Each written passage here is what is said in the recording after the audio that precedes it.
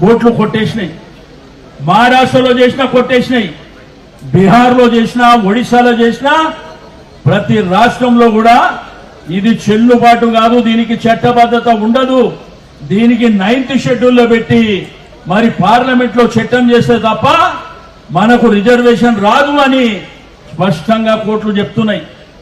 అందుకే జస్టిస్ ఈశ్వరయ్య గారు కొద్ది నిమిషాల్లోనే రాబోతున్నారు.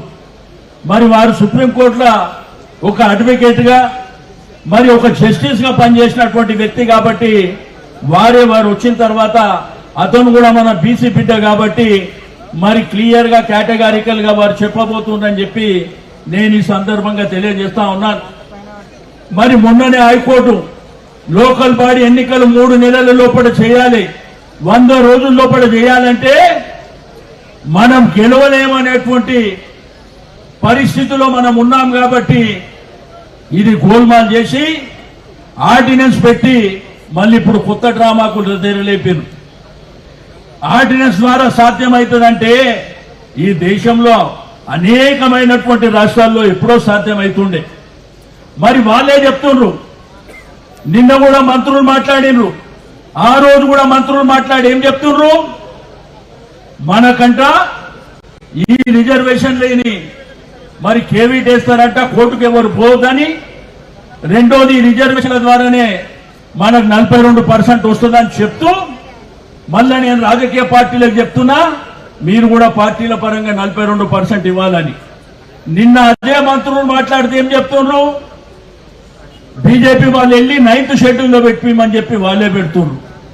అంటే మీరే కేబినెట్ లో నిర్ణయం తీసుకొని ఇది చెల్లదు అని మీకు తెలిసి మళ్ళీ ఈ రోజు వచ్చి డ్రామా చేసేటువంటి ప్రయత్నం జరుగుతుందని చెప్పి నేను ఈ సందర్భంగా తెలియజేస్తా ఉన్నాను. నేను ఒకటే ఈ యొక్క కాంగ్రెస్ ప్రభుత్వానికి హెచ్చరిక చేసేది, మాతోని గోక్కున్నాడు వాడు బాగుపడినటువంటి దాఖలాలు లేవు బిడ్డ, జాగ్రత్తగా ఉండండి అని చెప్పి హెచ్చరిక చేస్తా ఉన్నాను. ఇది చిన్న షాంపిల్ మాత్రమే. ఒకవేళ నిజంగానే మేమందరం గిట్లా సమాజంలోకి ప్రజల దగ్గరికి మా బిడ్డల దగ్గరికి రాష్ట్ర వ్యాప్తంగా వెళ్ళిందంటే ప్రతి జిల్లాలో భూకంపం సృష్టిస్తామని చెప్పి నేను ఈ సందర్భంగా తెలియజేస్తా ఉన్నాను. మీకు అడ్రస్ లేకుండా చేసేటువంటి బాధ్యత కూడా మా సమాజం తీసుకుంటుందని చెప్పి నేను ఈ సందర్భంగా తెలియజేస్తా ఉన్నాను. మేం ప్రభుత్వానికి చెప్పినాం, మేం సంపూర్ణమైనటువంటి సహకారం ఇస్తామని చెప్పినాం. కానీ గోల్మాల్ చేసేటువంటి కార్యక్రమాన్ని డెడికేషన్ కమిటీ అని అది కూడా గోల్మాల్ చేసేటువంటి కార్యక్రమం, దాన్ని 5 రోజుల 7 రోజుల లోపల కేబినెట్ లో పెట్టి పబ్లిక్ డొమైన్ లో లేదు, పబ్లిక్ డొమైన్ లో పెట్టలే, కేబినెట్ టేబుల్ చేయలే, శాసనసభలో మాట్లాడినటువంటి దాఖలాలు లేవు. అన్ని హరిబరిగా చేసి దీని ఇది నిజమేదో అని చెప్పి ఇది బ్రహ్మ పదార్థం అని నమ్మించేటువంటి ప్రయత్నం జరిగినప్పుడు మన సంఘాలకు సంబంధించిన వాళ్ళు కూడా తెల్లారే ముఖ్యమంత్రి దగ్గరికి వెళ్లి వారికి సన్మానం చేసే కార్యక్రమం. అంటే నిజంగానే అయిపోయినట్టు. మేము ఒకటే ఈ ప్రభుత్వానికి చెప్తున్నాం, 600 మేం చెప్పేది ఒకటే, గౌరవ ముఖ్యమంత్రి గారికి చెప్పేది ఒకటే, నువ్వు ఏమి చేసుకుంటావో చేసుకో, 42% రిజర్వేషన్ ఇచ్చిన తర్వాతనే ఎన్నికలో పోదామని చెప్పి నేను ఈ సందర్భంగా తెలియజేస్తా ఉన్నాను.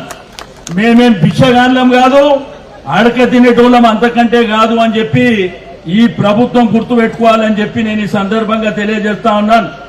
మేము చెప్పేది, ఈ వేదిక మీద ఉన్నటువంటి మిత్రులు చెప్పేది తప్పైతే నేను ముఖ్యమంత్రి గారికి ఆ ప్రభుత్వాన్ని చెప్తున్నా, నువ్వు ఏ రూపంలోనైనా పర్వాలే 42% రిజర్వేషన్ చట్టబద్ధత ద్వారా ఎన్నికలు జరిపితేనే మేము సిద్ధంగా ఉంటాము, మీకు సహకరిస్తాం.